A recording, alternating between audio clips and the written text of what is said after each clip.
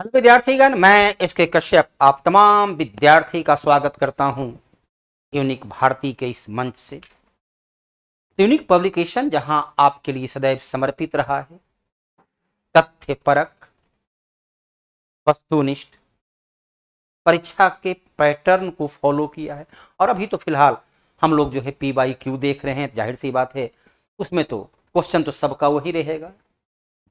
उस कहाँ एक्सप्लेनेशन के तौर तरीके में परिवर्तन हो सकते, आंसर में परिवर्तन तो होगा नहीं। अब PYQ जो है किसी भी एग्जाम का सबसे मूल आधार होता है। जब आप एग्जामिनेशन किसी भी एग्जाम की तैयारी करते हैं तो सबसे पहले ये देखना है कि उसमें किस प्रकार का प्रश्न होता है, उसकी प्रकृति क्या होती है, उसका नेचर क्या होता है। ये PYQ के माध्यम से, और उसके बाद हम लोग मॉडल सेट पर। तो आज हम लोग जो अध्ययन करेंगे, कहाँ आया,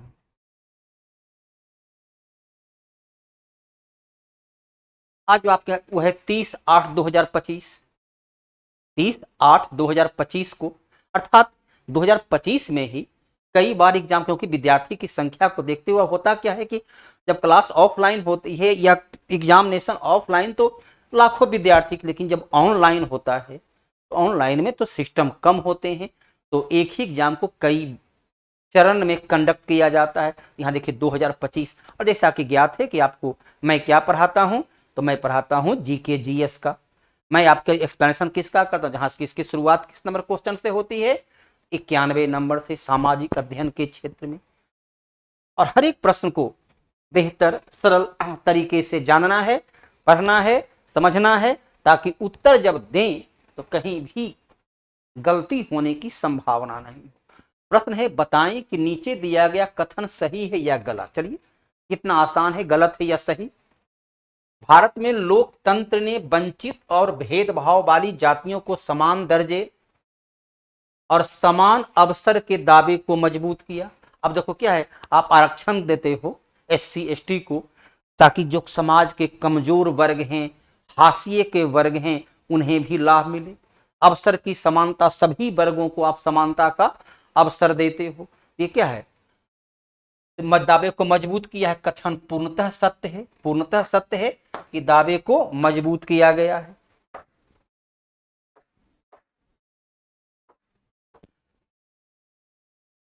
उष्ण कटिबंधीय, उष्ण मतलब गर्म, कटिबंध गर्म जलवायु वाला क्षेत्र। अब उस हम ग्लोब पर देखें, इस रूप में है, ये है आपका 0 डिग्री, ये देखो होता है 23.5 डिग्री, ये होता है 23.5 डिग्री। ये जो क्षेत्र होता है इसको बोलते हैं उष्ण कटिबंध। इसको क्या बोलते हैं, ये होता है उष्ण कटिबंध। तो कहता है उष्ण कटिबंध वन के उदाहरण हैं। अब जंगल जो है, पेड़ पौधे जो हैं, बोलो किसी मनुष्य के द्वारा लगाया गया, अरे गांव में लगाते हो, आम का बागान लगाते हो तो वह मनुष्य का, लेकिन जंगल जो है जब भी रहेगा प्रकृति का रहेगा, नेचर का रहेगा। ये प्राकृतिक संसाधन है। रूढ़िवादी संसाधन क्या होता है, रूढ़िवादी तो मनुष्य का क्षेत्र का होता है कि हम नहीं बदलेंगे। ये तो रूढ़िवादी विचारधारा होती है, रूढ़िवादी विचारधारा होती है कि नहीं, अमुक जाति वाला अमुक काम ही करेगा, महिला घर का ही काम करेगी, महिला बाहर का काम नहीं करेगी, बाहर काम पुरुष करेगा। ये होती है रूढ़िवादी विचारधारा। मानव निर्मित संसाधन, आप जब उद्योग लगाते हो तो वो मानव निर्मित संसाधन होती है। सड़क बनाते हो, स्कूल भवन बनाते हो, उत्तर क्या हो गया, प्राकृतिक संसाधन। आमतौर पर लोगों की संख्या और क्षमता को कहा जाता है, आमतौर पर लोगों की संख्या और क्षमता को कहते हैं। लोगों की संख्या है, जनता की संख्या है, और उसकी कार्य क्षमता है। व्यक्ति और उसकी योग्यता, अलग अलग व्यक्ति की अलग अलग योग्यता होती है। तो मानव संसाधन, संसाधन का भंडार, और प्राकृतिक संसाधन, नवीकरणीय, नवीकरणीय पहले किसको कर, अक्षय ऊर्जा, अक्षय जो कभी समाप्त ही नहीं होगी। नवीकरणीय क्या होता है, जो कभी भी समाप्त नहीं होगा। और जो आज हम हैं कल मर जाएंगे, आज मेरी कल तेरी बारी, सबको सबकी बारी बारी बारी। तो अक्षय तो है नहीं। अक्षय मतलब सूर्य का प्रकाश आज भी है, आप उससे बना लिए बिजली, तो क्या प्रकाश घट गया? कल भी उतना ही प्रकाश आएगा। पवन रोज श्वास लेते हैं तो क्या वायु घट जाती है? वो होता है अक्षय, ये तो होगा नहीं। और हमारी क्षमता है, हमारी संख्या है, तो बच्ची की कितनी जन्म होगा वो माँ पिता तय करते हैं। तो प्राकृतिक संसाधन तो हो गया क्या, पेड़ पौधे, मिट्टी, जंगल, ये ना प्राकृतिक संसाधन में क्या होती है, मिट्टी, प्राकृतिक संसाधन है वन, जल, खनिज, ये ना प्राकृतिक संसाधन है। संसाधन का भंडार जो दिया है उसको आप चावल दाल गेहूं को भंडार, तो बचा क्या, मानव संसाधन। इसी प्रकार से बनाना है प्रश्न को, हल इसी प्रकार से करना है, हर विकल्प को देखना है, हर विकल्प को जानना है। अंतर्राष्ट्रीय जैव विविधता दिवस कब मनाया जाता है? अंतर्राष्ट्रीय जैव विविधता दिवस जो है, अलग अलग दिन अलग अलग, अब यहां पर देखिए 22 अप्रैल को मनाते हो पृथ्वी दिवस, 22 अप्रैल को मनाते हो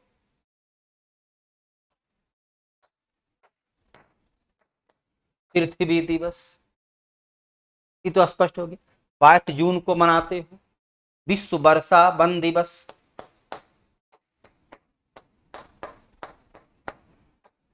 वर्षा वन दिवस के रूप में। 22 मई को मनाते हो जैव विविधता दिवस, 22 मई जो है वो है जैव विविधता दिवस। तो अलग अलग दिन अलग अलग। सबसे लंबा राष्ट्रीय राजमार्ग आज की तारीख में, यदि हम वर्तमान समय की बात करें, यदि हम वर्तमान समय की बात करें तो वर्तमान समय में NH44, NH44 जो है सबसे लंबी सड़क मार्ग है। ये कश्मीर से, कश्मीर को कन्याकुमारी से जोड़ता है, कश्मीर को कन्याकुमारी से जोड़ता है। तो NH44 जो है कश्मीर को कन्याकुमारी से, अभी तो वर्तमान समय में सबसे लंबा राष्ट्रीय राजमार्ग यही है, लगभग 4112 किलोमीटर। लेकिन पहले जो है NH7, ये वाराणसी, वाराणसी से कन्याकुमारी,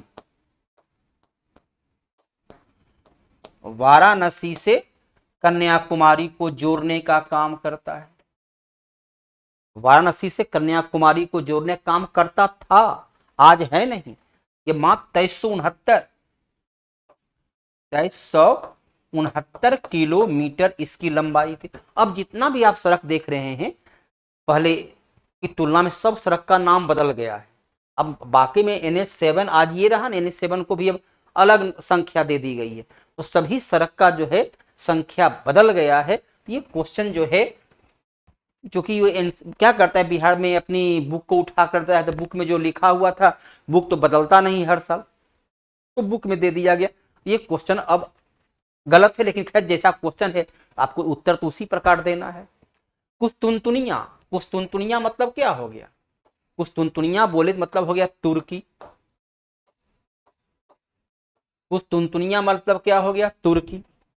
तो कुस्तुनतुनिया का पतन, कुस्तुनतुनिया का पतन अर्थात तुर्की का पतन 1453 ईस्वी में तुर्की साम्राज्य का पतन होता है कुस्तुनतुनिया। उसके बाद ऑटोमन साम्राज्य का विस्तार होता है।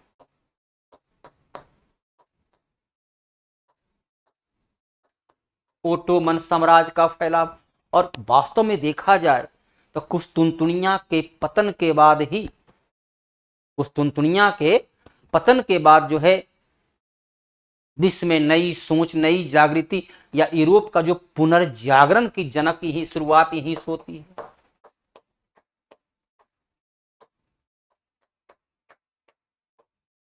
पुनर्जागरण की शुरुआत यहीं से होती है, क्योंकि जब तुर्की पर ओटोमन साम्राज्य का अधिकार हो जाता है। भारत और एशिया या कह सकते हैं एशिया यूरोप का बीच व्यापारिक संपर्क टूट जाता है। नए समुद्री मार्ग की खोज होती है। कुस्तुनतुनिया की पराजय के साथ ही यूरोप को अपनी ईगो का सवाल वहां आता है और विश्व में तमाम प्रकार के। अब देखो 1510 में क्या होता है, 1510 में गोवा पर पुर्तगाल का अधिकार होता है। 1498 में वास्को डिगामा जो है भारत आता है। अब देखो क्या सवाल एक है, यही है ध्यान रखना है कि जब आप अपने से बनाते हो, अपने से हल करते हो तो एक बार में केवल एक सवाल, लेकिन यूनिक भारती से जुड़ते हो इसके कश्यप के साथ।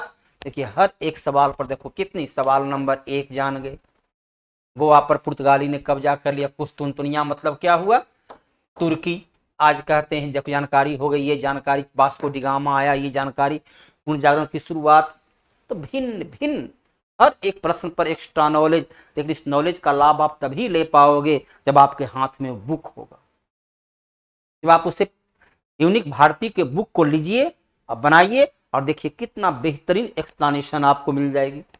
प्रथम विश्व युद्ध कब होता है, तो 1914 से 1918 होता है। नंबर 1, प्रथम विश्व युद्ध में विश्व के कई देश उसमें प्रत्यक्ष और अप्रत्यक्ष तरीके से सम्मिलित होते हैं। तो कहता है मैनचेस्टर कहाँ है, तो मैनचेस्टर जो है ये इंग्लैंड में है, जहां विश्व का पहला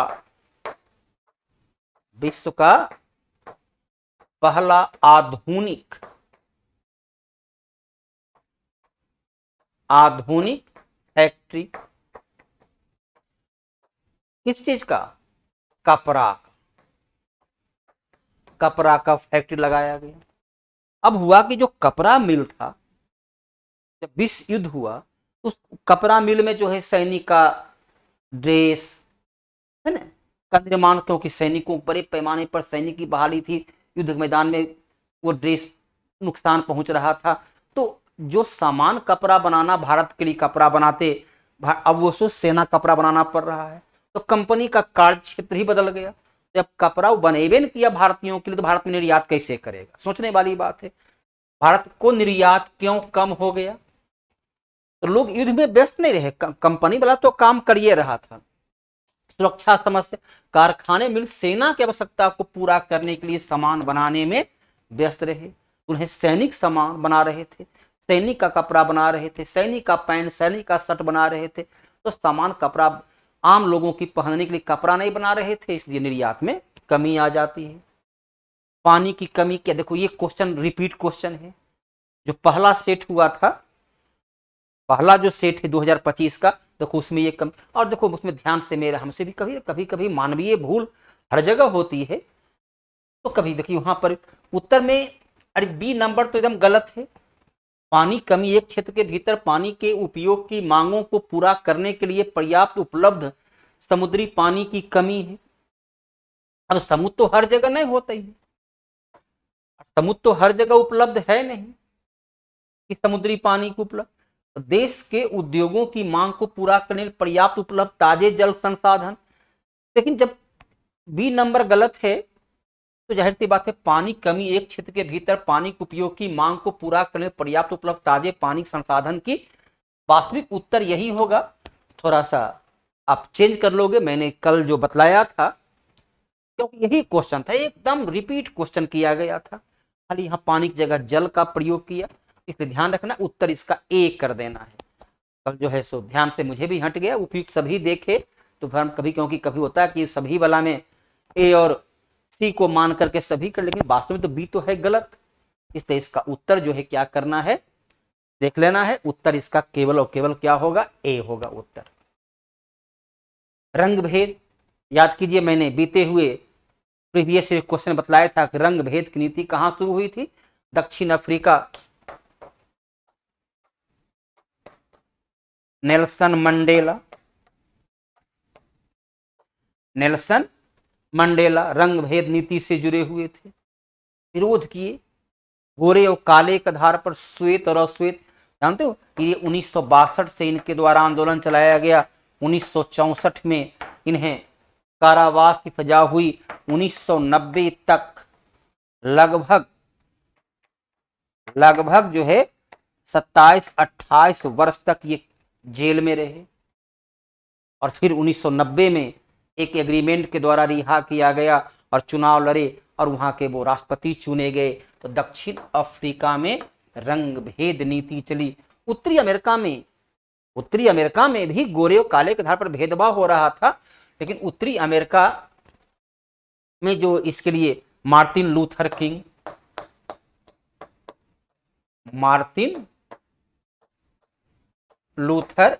किंग ने आंदोलन चलाए, मार्टिन लूथर किंग के द्वारा आंदोलन चलाया गया। पेरू और वेनेजुएला ऐसा कोई वहां रंग भेद का कोई बहुत महत्वपूर्ण घटना नहीं हुई। कौन सी? फाइबर फसल है। फाइबर फसल आप देखोगे बिहार डीएलएड में ये क्वेश्चन एक नहीं कई बार रिपीट हुआ अलग अलग वर्ष में। जूट को जो है, जूट और एक कपास, ध्यान रखना है, ये दोनों जहां रेशा होता है, फाइबर फसल क्या है जिसमें रेशा होता है। टमाटर में रेशा होता है? नहीं होता है। रबर में रेशा होता है? नहीं होता है। कॉफी कहवा में रेशा नहीं, तो रेशा वाला फसल कौन है? जूट। इसे क्योंकि रंग उसका क्या सुनहरा होता है, इसे गोल्डन फाइबर, इसे जो है गोल्डन फाइबर के नाम से, इसे गोल्डन फाइबर के नाम से जानते हैं। तो फाइबर फसल देगा या तो जूट या कपास, दो ही आपके पास विकल्प थे। निम्नलिखित में कौन जनसंख्या वृद्धि का घटक नहीं है? कौन जनसंख्या वृद्धि का घटक नहीं है? जनसंख्या वृद्धि किससे नहीं होती है? अब जन्म दर जब ज्यादा होगा तो जनसंख्या तो बढ़ेगी, जन्म अधिक लोगे। मृत्यु दर, यदि मृत्यु दर कम है जनसंख्या बढ़ेगी, मृत्यु दर अधिक है जनसंख्या, भारत की जनसंख्या क्यों बढ़ रही है? क्योंकि हमारा जन्म दर जो है ऊंचा है और मृत्यु दर कम है। जन्म ज्यादा लोग लेते हैं, मरते कम लोग हैं। प्रवास, आप पटना चल जाओगे, जाकर के रांची बस जाओगे, या दिल्ली में या बिहार के अंदर पटना राजधानी क्यों बढ़ रही है? गांव से लोग यहाँ आकर बस गए, तो उससे भी जनसंख्या में वृद्धि होती है। लेकिन लिंगानुपात, स्त्री पुरुष अनुपात तो ज्यों का त्यों रहे। तो स्त्री पुरुष अनुपात से जनसंख्या में वृद्धि नहीं होती है। तो घटक, वृद्धि का घटक, ये एक आधार है। भारत में 943 महिला ही है 1000 पुरुष पर, अर्थात कितने पुरुष अविवाहित रह जाएंगे? ये दोनों का संतुलन होना जरूरी है, लेकिन जनसंख्या वृद्धि के लिए उत्तरदायी नहीं।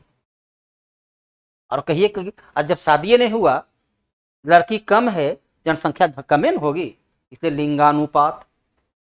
विद्यार्थीगण, इस बात को ध्यान रखना है, वास्तविक लाभ आप तभी प्राप्त कर पाओगे जब आपके हाथ में बुक होगा, बुक से आप उसे बनाओगे और बनाने के पश्चात देखोगे कि हम कहाँ तक पहुंचे, और फिर एक्सप्लेनेशन के माध्यम से एक्स्ट्रा नॉलेज प्राप्त करोगे।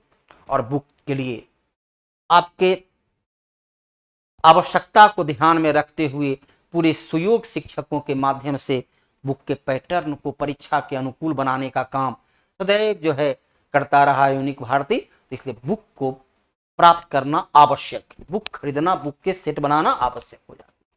यूरोप के मध्यम वर्ग के लिए उदारवाद की सबसे महत्वपूर्ण विशेषता, उदारवाद के जनक माने जाते हैं जॉन लॉक।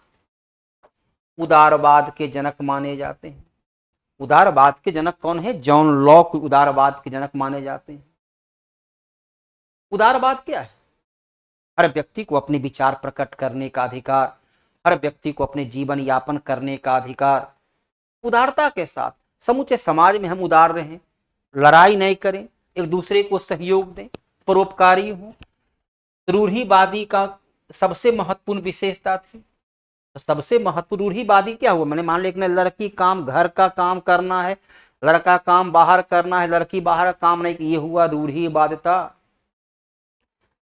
नहीं, लड़की साड़ी ही पहनेगी, लड़का ऐसा कपड़ा पहनेगा, बदलाव करना, धोती छोड़कर जींस में पहनना लड़का का है, लड़की नहीं पहन सकती है, इसे कहते हैं रूढ़ि बाध्यता, इसे कहा जाता है रूढ़ि बाध्यता। ये तो हो गया कि हमारी सोच का हो गया, ये तो होगा नहीं।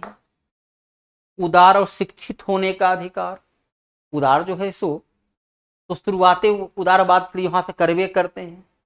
उदार कब से हुआ? जब शिक्षा का विकास हुआ, व्यक्तिगत स्वतंत्रता और कानून के समक्ष समानता। उदारवाद क्या है? सभी लोग स्वतंत्र हैं, सभी बराबर हैं, किसी के साथ भेदभाव नहीं करना है, यही उदारवाद की। प्रतिनिधि सरकार, ये तो लोकतंत्र की विशेषता हो जाती है। प्रतिनिधि सरकार जो है ये लोकतंत्र की विशेषता हो जाती है। दोहरा बोझ, कहीं भी दोहरा बोझ के लिए विद्यार्थी पर यदि आपको अपने से भोजन, आप रहते हो हॉस्टल में तो भोजन भी बनाना है, पढ़ना भी है, कपड़े धोना भी है, तो ये क्या हो गया? दोहरा बोझ। अब कोई महिला, आपकी माता, आपकी बहन जॉब करती है और फिर आगे घर में खाना बनाना, बच्चे का लालन पालन करना, ये दोहरा बोझ हुआ। एक तो ऑफिशियल बोझ है, एक एक घरेलू कार्य है और एक ऑफिशियल कार्य है, ये हुआ दोहरा बोझ। अब इसको देखिए, यह महिलाओं द्वारा किए जाने वाले गृह कार्य में अनुपातहीन हिस्सेदारी को संदर्भित करता है। यह 17वीं शताब्दी का है। यह सार्वजनिक और निजी जीवन के बीच अंतर की लैंगिक धारणा में नहीं थे। दिए गए सभी विकल्प सही हैं। तो दोहरा बोझ जो क्या है? यह 17वीं शताब्दी का है। दोहरा बोझ 17वीं शताब्दी का ही नहीं हो सकता है, वो पहले भी हो सकता है, आज भी हो सकता है। यह महिलाओं द्वारा किए जाने वाले गृह कार्य में अनुपातहीन हिस्सेदारी को संदर्भित करता है। महिलाओं द्वारा किए गए गृह कार्य, उसका वैल्यू देते हैं। बेचारी दिन भर सुबह से लेकर शाम तक काम कर रही है, लेकिन उसके काम की वैल्यू देते हैं। यह सार्वजनिक और निजी जीवन के बीच अंतर की लैंगिक धारणाओं में नहीं थे। ये तो सार्वजनिक और लैंगिक क्या हुई? तो हमारी रूढ़िवादिता फिर हो गई कि पुरुष जो है सो ये काम करेगा, महिला ये काम। यहाँ पर दोहरा बोझ महिलाओं के, यह महिलाओं द्वारा किए जाने वाले गृह कार्य में अनुपातहीन हिस्सेदारी को संदर्भित करता है। अनुपातहीन, उसकी कोई वैल्यू नहीं देते हैं। भारतीय संविधान का 73वां संशोधन अधिनियम निम्नलिखित में से किससे संबंधित है? 73वां संशोधन, अब देखो, ग्राम पंचायत और पंचायती राज दोनों। ग्राम पंचायत के तरीके संविधान का अनुच्छेद 40 लिखता है कि राज ग्राम पंचायत का गठन करे। ये तो हमारे मूल संविधान में लिखा हुआ पहले से ही था, और ग्राम कचहरी इसी से जुड़ा होता है। तो पंचायती राज के लिए 73वां संविधान संशोधन 1992 में किया गया। पंचायती राज को उसके बाद अनुच्छेद 243A से लेकर O तक में रखा गया। नगर पालिका के लिए 74वां संविधान संशोधन, 74वां संविधान संशोधन 1992 नगर पालिका के लिए रखा गया। ये भी 1992 में हुआ, ये भी 1992 में हुआ। अब यहाँ पर कंफ्यूज नहीं होना है, एक ग्राम पंचायत है, एक पंचायती राज है। आप अनुच्छेद 40 पढ़ते हो, राज ग्राम पंचायत का गठन कर, तो हमारे संविधान में था, ये था। तो पंचायती राज के लिए हमने संविधान में संशोधन किया, इसे अनुच्छेद 243A से O तक में रखा। इसके लिए संविधान के भाग 9 का A को तैयार किया। इसे जो है सो इसके लिए 11वीं अनुसूची, संविधान में 11वीं अनुसूची को रखा। इसे जो है सो 12वीं, इसे 12वीं अनुसूची में रखा। ठीक है, तो यहां ध्यान देना है। इसे रखा गया किस भाग में? तो पंचायती राज को भाग 9 में, पंचायती राज को भाग 9 में, नगर पालिका को भाग 9 का A में, नगर पालिका को भाग 9 का A, 9A, इसे भाग 9 में रखा गया। इसे 11वीं और इसे 12वीं अनुसूची में रखा गया। और पंचायती राज के अंतर्गत ही ग्राम कचहरी होता है। सरपंच का काम क्या है? सरपंच का काम है न्यायिक काम करना। तो पूछेगा पंचायती राज संविधान का भाग 9 में आता है, नगर पालिका भाग 9 का A में आता है, पंचायती राज 11वीं अनुसूची में आता है, नगर पालिका 12वीं अनुसूची में आता है। पंचायती राज के लिए 73वां संविधान संशोधन, नगर पालिका के लिए 74वां संविधान संशोधन। इनमें से कौन सा लोकतंत्र के पक्ष में अच्छा तर्क नहीं है? माने अब अच्छा तर्क नहीं मतलब हो सकता 3 गो इसमें अच्छा तर्क हो, एक अच्छा तर्क नहीं है, 3 अच्छा तर्क है और एक अच्छा तर्क नहीं है। बाजार में बहुत सारे किताब हैं, मतलब उसमें से कौन अच्छा किताब है, कौन अच्छा किताब नहीं है, तो ध्यान रखना है। उसी प्रकार आप अलग अलग पब्लिकेशन किताब ही, लेकिन यूनिक पब्लिकेशन जो है यकीनन तौर पर बाजार के श्रेष्ठतम पुस्तक में से एक होती है, जहां परीक्षा का पैटर्न को ध्यान में रखते हुए पूरे परीक्षा प्रयोगी विद्यार्थी बेहतर तरीके से पढ़ सके, उसको ध्यान में रखकर प्रीवियस ईयर के क्वेश्चन सहित मॉडल सेट को तैयार किया जाता है। तो आपकी आवश्यकता को पूरा करना है, और आवश्यकता तभी पूरा होगा जब आपके हाथ में किताब यानी भारतीय किताब लीजिए और उसका एक्सप्लेनेशन को देखकर अपने को ब्रॉड कीजिए। लोकतंत्र में लोग स्वतंत्र और समान महसूस करते हैं। लोकतंत्र by the people, for the people, of the people, जाहिर सी बात है सबको समानता का अधिकार लोकतंत्र में। तो ये अच्छा तर्क पूछ रहा है, क्या निगेटिव क्वेश्चन है? क्वेश्चन क्या है? निगेटिव क्वेश्चन है। कौन अच्छा नहीं है, कौन अच्छा? ये तो अच्छा है। लोकतंत्र दूसरों की तुलना में संघर्ष को बेहतर तरीके से हल करता है, क्योंकि सभी लोग मिलकर काम करते हैं, सभी जाति, सभी धर्म, तो आपसी निर्णय, आपसी सहमति के द्वारा तो बेहतर है। लोकतांत्रिक सरकार लोगों के प्रति, क्योंकि हमारी सरकार है by the people, for the people, of the people, इसलिए कहता है लोकतंत्र रोज में सभी जनता का भाग है। सही। लोकतंत्र दूसरे की तुलना में अधिक समृद्ध है। ऐसा कोई जो नहीं, हम लोग हमारे पड़ोस में चीन है, वहां लोकतंत्र नहीं है, लेकिन हमसे ज्यादा समृद्ध है, हमसे ज्यादा समृद्ध है। कभी रूस में लोकतंत्र नहीं था, दुनिया की सबसे बड़ी महाशक्ति अमेरिका और रूस महाशक्ति था। ऐसा कोई जरूरी नहीं कि लोकतंत्र में ही धनी हो और अन्य जगह गरीब हो। अब देश में चलो संयुक्त अरब अमीरात, ईरान, इराक जो कितना धनी देश है, लेकिन वहां कहीं लोकतंत्र नहीं है। लोकतंत्र वहां कहीं है नहीं। ऐसा कोई जरूरी नहीं है कि लोकतंत्र के में धनी ही होगा। इसलिए उत्तर आपका ये हो गया। अलरू सीताराम राजू, देखो 1922 की घटना है, 1922 से 1924 तक। जगह का नाम है आंध्र प्रदेश, जगह का नाम है आंध्र प्रदेश। यहां पर आंदोलन हुआ है जिसे बोलते हैं, यहां पर एक विद्रोह होता है। उस विद्रोह का बहुत ही फेमस विद्रोह रहा, वो विद्रोह जो है फेमस विद्रोह रहा, और वो विद्रोह है रंपा विद्रोह। रंपा विद्रोह, रंपा विद्रोह के नेता कौन हुए? आदिवासी थे, अल्लारी सीताराम राजू।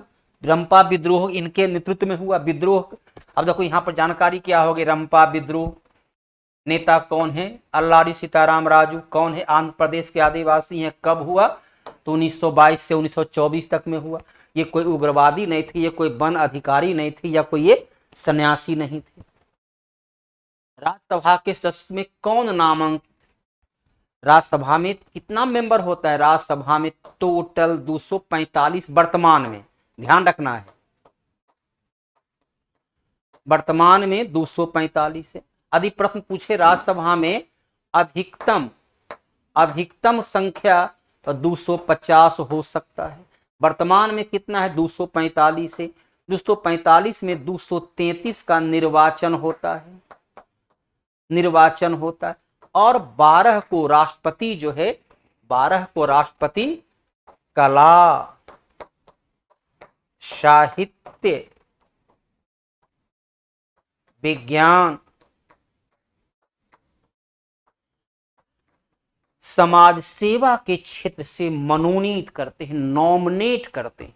तो कभी सचिन तेंदुलकर, तो कभी फिल्म हीरोइन रेखा, अभी आपका पीटी उषा का नाम शायद सुने हम, उड़न परी पीटी उषा, वो सब नॉमिनेट में रहे हैं। तो राष्ट्रपति, उपराष्ट्रपति राज्यसभा के पदेन सभापति होते हैं, पदेन सभापति होते हैं। प्रधानमंत्री लोकसभा के बहुमत दल का नेता होता है, लोकसभा का बहुमत दल का नेता होता है। सर्वोच्च न्यायालय का न्यायाधीश, ये न्यायिक प्रक्रिया के सबसे सर्वोच्च पद होते हैं। विधान परिषद की स्थापना भारत के संविधान के अनुच्छेद में परिभाषित किया गया। भारत के केवल 6 राज्य में विधान परिषद है। कहां कहां? बिहार, यूपी अर्थात उत्तर प्रदेश, महाराष्ट्र, कर्नाटक,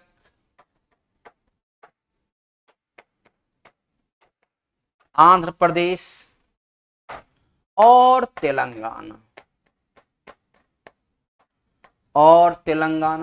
तो केवल 6 जगह, केवल और केवल 6 जगह ही जो है विधान परिषद है। अनुच्छेद 169 कहता है यदि, क्या कहता है? यदि राज्य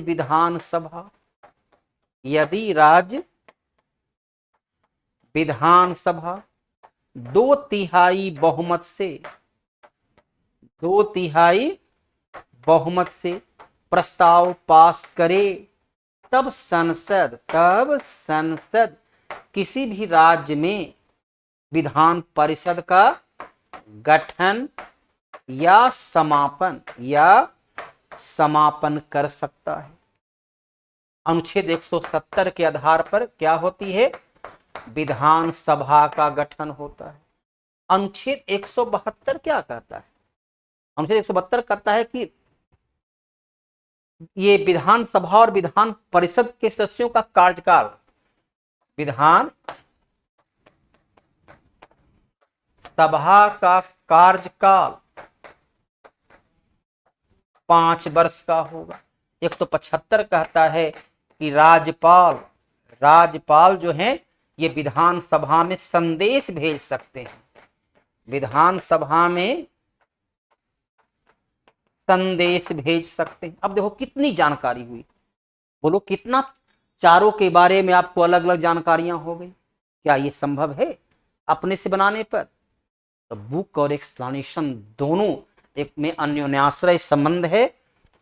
विश्व बैंक का मुख्यालय, विश्व बैंक इसे क्या बोलते हैं? International bank for reconstruction development के नाम से जानते हैं। विश्व बैंक की मुख्यालय कहाँ है? Washington DC. स्थापना कब हुआ? 1944 में। काम कब शुरू किया? 1945 में। न्यूयॉर्क में क्या है? तो यूएनओ का मुख्यालय। मनीला में क्या है? एशियन डेवलपमेंट बैंक का मुख्यालय। जिनेवा में क्या है? तो WTO का मुख्यालय। देखो केवल मुख्यालय का ही है, इतने मुख्यालय। यहाँ स्थापना वर्ष, 4 मुख्यालय जान गए, स्थापना वर्ष जान गए। विश्व बैंक को किस नाम से जानते हैं? International bank for reconstruction development. देखो 6 प्रश्नों का उत्तर आप जान पाए। 1929 में बाल विवाह निषेध के अधिनियम पारित किया गया, पुरुष और महिला का। इसे क्या कहा गया? इस बाल को कहा गया शारदा अधिनियम। इसे कहा गया शारदा अधिनियम। शारदा अधिनियम के नाम से इसे जाना गया। इसे जो है शारदा अधिनियम कहा गया। तो शारदा अधिनियम के लिए लड़का का आयु 18 और लड़की का 14, जबकि वर्तमान में कितना है? 21 और 18। वर्तमान में 21 और 18। 1929 में था 14 और 18। तो विद्यार्थीगण ध्यान रखना है कि यदि आप चाहते हैं सफलता प्राप्त करना, तो यदि आप चाहते हैं भविष्य का निर्माण करना, यदि आप चाहते हैं सुंदर भविष्य को तैयार करना, तो स्किल्ड होना जरूरी है। टेक्निकल हैंड का होना जरूरी है। टेक्निकल हैंड के बिना सफलता थोड़ी सी मुश्किलात आपके सामने पैदा करता है, और उसके लिए DLED जो है सो बहुत ही बेहतर है। आपके सामने देखिए यूनिक टेस्ट पास उपलब्ध है। इसके माध्यम से आप अपने आप को परीक्षण करने का अवसर उपलब्ध कराता है। अपने आप को जांच सकते हैं, टेस्ट दीजिए, और यहाँ के माध्यम से आप बेहतर तरीके से जानकारी, फिर देखिए आपके सामने हेल्पलाइन नंबर भी उपलब्ध है ना। आज क्लास को हम लोग यहीं पर विराम देते हैं। धन्यवाद, जय हिंद। पुनः कल अगली क्लास में मिलते हैं।